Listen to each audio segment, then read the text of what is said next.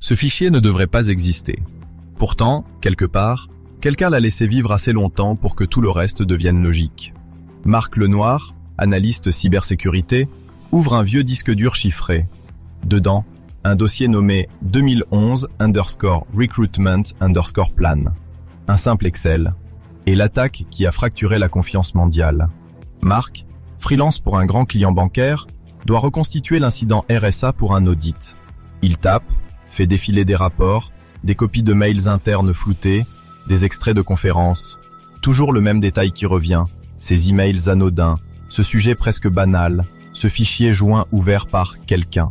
Ce quelqu'un que personne ne nomme. Marc fixe l'écran. Tout commence par un clic qu'il ne voit pas. Le point de bascule est là, invisible. Dans la chronologie qu'il assemble, une chose détonne.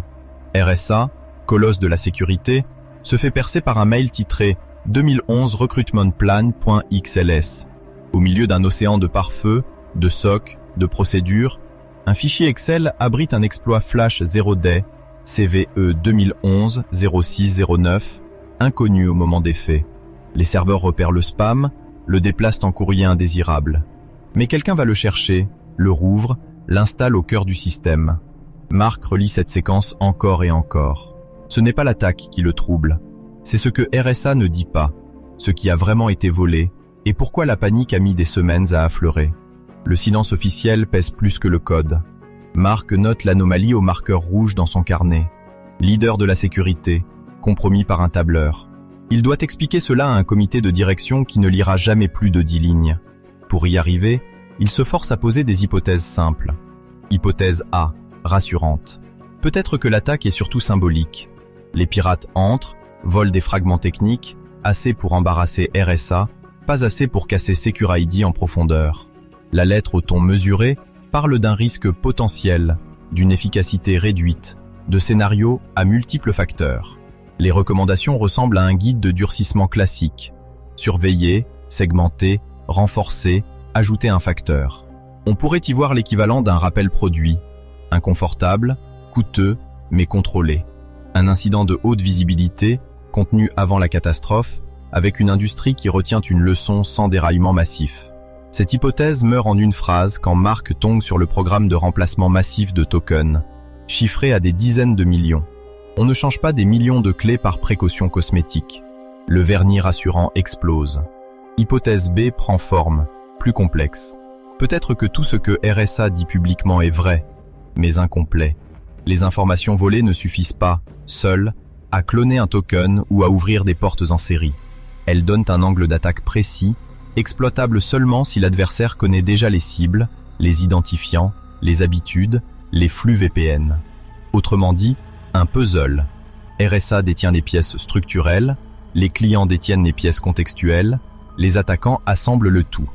Dans cette logique, le discours d'Art Coviello se tient. Pas d'apocalypse automatique, mais une arme utilisable contre des organisations bien définies.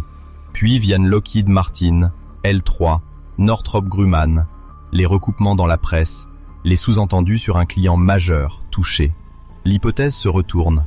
Ce qui semblait un filet de sécurité, la nécessité de multiples facteurs, devient un mode d'emploi pour une poignée d'acteurs ultra capables de réunir tous ces facteurs. Marc se surprend à relire les mêmes passages avec un malaise grandissant. Ce qui était présenté comme une limite protectrice ressemble à un filtre de sélection. Seuls les attaquants les plus sophistiqués peuvent tirer profit du casse RSA. La menace n'est pas diffuse, elle est chirurgicale. Au lieu de millions de comptes génériques, ce sont quelques centaines de cibles stratégiques qui passent en zone rouge. Hypothèse C s'impose, courte, dérangeante.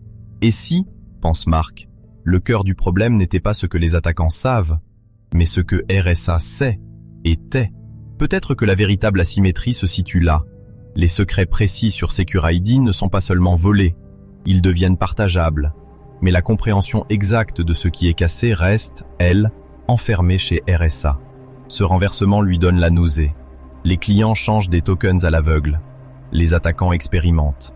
RSA, lui, mesure les dégâts sur ses propres tableaux de bord. Les courbes internes continuent de monter en silence. Le mur, Marc le rencontre quand il essaie de tracer une ligne claire entre avant et après l'attaque.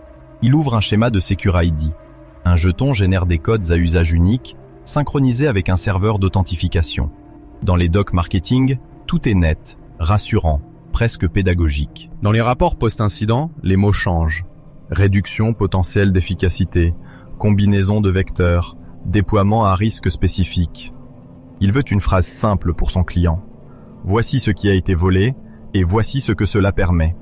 Cette phrase, personne ne la prononce. Pas RSA, pas les autorités, pas même les experts qui commentent l'affaire. La raison de ce blocage se matérialise pour lui au fil des PDF, des extraits d'audience, des bulletins réglementaires. Elle n'est pas technique, elle est politique. Si RSA admet ouvertement que les SIDS ou des éléments équivalents ont fui, des milliers d'organisations doivent considérer leurs accès comme compromis d'office. Agences publiques, sous-traitants de défense, opérateurs critiques, chaque token dans chaque poche de badgeuse devient une bombe logique. L'aveu total obligerait à une opération planétaire de régénération sous le regard de marchés financiers et d'adversaires étatiques. À son bureau, tard, Mark sent cette pression sans même y participer. Sa main se crispe sur sa souris quand il lit les notifications aux investisseurs. 66 millions de dollars consacrés au programme de remplacement. Il s'arrête sur ce chiffre, comme sur un caillou dans la chaussure. C'est ce détail concret qui le fait physiquement tiquer. Un coût énorme, reconnu noir sur blanc, qui ne colle pas avec le ton rassurant des premières lettres ouvertes. On ne paie pas 66 millions pour un risque théorique. Il imagine les réunions en amont, les responsables de RSA alignant des scénarios, les représentants de la défense, du DHS, discutant des priorités. Qui doit être sécurisé d'abord? Qui peut attendre? Quels secteurs peuvent se permettre quelques semaines d'incertitude de plus? Ce tri silencieux, personne ne le raconte dans les conférences. Mark se heurte aussi aux zones d'ombre techniques. Les étapes de l'attaque sont décrites. Spear phishing, zero day, RAT, mouvement latéral, exfiltration compressée. Mais dès qu'il cherche des détails sur la nature exacte des fichiers volés, le langage devient flou, soigneusement enrobé. Information liée à Secure ID. Cette formule revient comme un mantra. Elle ne dit rien, elle dit tout. Il regarde l'horloge. Son rapport doit partir dans 2 jours. Son client attend une analyse froide, un tableau des risques, des recommandations. Mais lui, dans sa tête, il reste coincé dans ses bureaux anonymes où un employé a rouvert un mail filtré comme spam. Il pense à ce geste banal, cliquer sur un dossier indésirable, dérouler un titre, lancer un Excel pour voir ce qu'il contient. Aucun comité de sécurité ne peut effacer ce réflexe humain. Le vrai mur est là, entre d'un côté une industrie qui vend des assurances chiffrées, certifiées, normalisées, adossées à des guides NIST, des conférences prestigieuses, des cadres réglementaires, et de l'autre, des organisations entières qui découvrent que même le fournisseur de confiance, celui qui organise la grande messe annuelle de la sécurité, peut être percé par le même type de mail foireux qui traîne dans n'importe quelle PME. Ce décalage ronge Mark. Dans sa chaise, il se redresse, étire son dos douloureux, sent sa nuque tirée à force de pencher sur l'écran. La fatigue rend tout plus concret. Ce n'est pas une histoire abstraite d'algorithmes. C'est un écosystème où la confiance est une ressource commerciale, négociée, gérée, amortie dans des rapports financiers. RSA a pris un coup au cœur, mais continue à vendre, à se présenter en référence. Les clients, eux, doivent décider quoi croire, sans jamais avoir l'ensemble du puzzle. Il ferme un onglet parlant de Zero Trust. On ouvre un autre sur les class actions intentés par des actionnaires qui reprochent à EMC d'avoir minimisé les risques. Même là, dans ces textes juridiques, le mur subsiste. La question technique est rapidement recouverte par la bataille sur ce qui a été dit ou non, trop tôt ou trop tard, trop flou ou trop précis. Mark comprend qu'il ne le franchira pas complètement. Son rapport sera, lui aussi, une approximation. Ce constat lui laisse un arrière-goût métallique dans la bouche. Le doute ne se referme pas. Dans ses recherches, Mark aligne les avis d'experts. La plupart convergent. L'attaque contre RSA est considérée comme un cas d'école de campagne APT visant la chaîne d'approvisionnement de la sécurité, avec un adversaire persistant et organisé. Puis une nuance inattendue apparaît dans certains rapports. Ce qui semblait n'être qu'une faille dans un produit devient, pour eux, un révélateur des limites structurelles de toute authentification centralisée, où un seul point de compromission peut fragiliser un écosystème entier sans que personne n'ose le dire frontalement. Et derrière ces analyses, une phrase revient, en creux, dans les discussions qu'il lit entre lignes. Les spécialistes refusent d'explorer publiquement l'idée qu'un acteur étatique puisse systématiquement cibler et corrompre les garants même de la confiance numérique, parce qu'admettre cela mettrait à nu leur propre incapacité à offrir une sécurité forte qui le resterait vraiment. À l'approche de la remise, Mark relit son premier brouillon. Le ton est trop neutre, trop technique. Il se rend compte qu'il a évité la question centrale. Qu'est-ce qui, pour lui, s'est effondré en étudiant ce hack ? Avant de plonger dans ce dossier, RSA représentait pour lui un repère, un de ces noms qu'on cite pour rassurer un comité. Protocole éprouvé, acteur institutionnel, conformité aux normes, historique solide. Secure ID dans sa tête, c'était le symbole de l'authentification sérieuse, opposé au mot de passe bricolé. Dans ses missions précédentes, il avait souvent glissé. Avec un token physique, on limite vraiment le risque. C'était simple, presque confortable. Les nuits passées à remonter le fil de l'attaque ont fissuré cette certitude.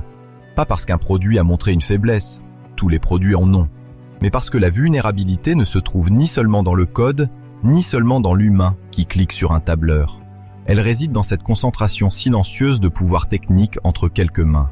Il s'arrête sur une phrase du blog d'Uri Rivner, décrivant l'APT qui a frappé RSA. Les termes sont pesés, presque prudents, ciblés, sophistiqués, avancés. Marque les notes sur un post-it, puis ajoute un mot en dessous. Centralisé. C'est cela qu'il découvre, à contre-cœur. Le modèle où une entreprise détient, structure, protège les secrets qui conditionnent l'accès à des milliers d'autres entreprises. Quand cette entreprise tombe, même partiellement, personne ne sait très bien où commence et où finit le risque. Ce qu'il croyait vrai au fond, c'était qu'un système bien conçu pouvait offrir un périmètre stable, un intérieur sûr, un extérieur menaçant, des ponts bien gardés. L'affaire RSA lui montre autre chose. Les ponts peuvent être attaqués non pas depuis l'extérieur, mais au niveau même de l'architecte qui les dessine. Et dans ce cas-là, la frontière entre intérieur et extérieur devient floue, presque théorique. Il rouvre le dossier Lockheed Martin. Ce client a détecté, bloqué, renforcé. Un cas présenté comme une réussite défensive. Mais pour que cette tentative d'intrusion existe, il a fallu qu'un acteur ait déjà compris comment exploiter les données volées chez RSA, les combiner avec d'autres fragments, cibler des comptes précis. La chaîne complète s'étire dans l'ombre. Recherche des employés, cartographie des VPN, corrélation des horaires, test des combinaisons de facteurs. Rien de tout cela ne figure dans les brochures. Mark reformule sa conclusion. Il renonce à promettre à son client qu'un changement de solution ou même un renforcement général, suffira à éviter un cas RSA. Il écrit plutôt que le risque systémique vient de cette dépendance à des fournisseurs qui deviennent, par leur position, des cibles stratégiques. Que l'authentification forte n'est pas une muraille, mais une surface d'attaque concentrée sur quelques points névralgiques. Que le confort de faire confiance à un grand nom a un prix. La possibilité, rare mais réelle, que ce nom soit lui, le maillon brisé. C'est plus sombre, plus limité que ce qu'il disait autrefois en réunion.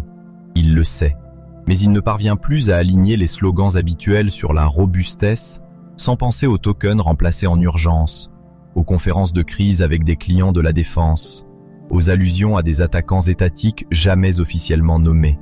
Avant d'envoyer son rapport, il s'arrête sur une question qui le hante depuis la première mention du fichier 2011 Recruitment Plan.xls. Il la pose en une ligne, à destination du comité, sans la maquiller. Si le gardien central de vos accès se fait percer sans tout vous dire, combien de temps vivrez-vous en zone grise sans même savoir que vos portes tiennent seulement par habitude? Il clique sur « Envoyer ». L'écran clignote une seconde, puis revient à son bureau. Des onglets restent ouverts. Un guide NIST, la page d'accueil d'une RSA conférence, un article ancien qui célèbre la fiabilité prouvée de Secure ID. Dans le silence de son appartement, le token physique posé à côté du clavier clignote à intervalles réguliers. Les chiffres changent, parfaitement synchronisés avec un serveur lointain qu'il ne voit pas. Sa main effleure le plastique, sent la légère chaleur laissée par ses doigts. Sur l'écran, une fenêtre de connexion VPN attend un code, immobile, neutre. Dans le reflet noir de l'écran éteint à côté, On distingue le même token, minuscule, comme si la lumière verte hésitait à s'allumer.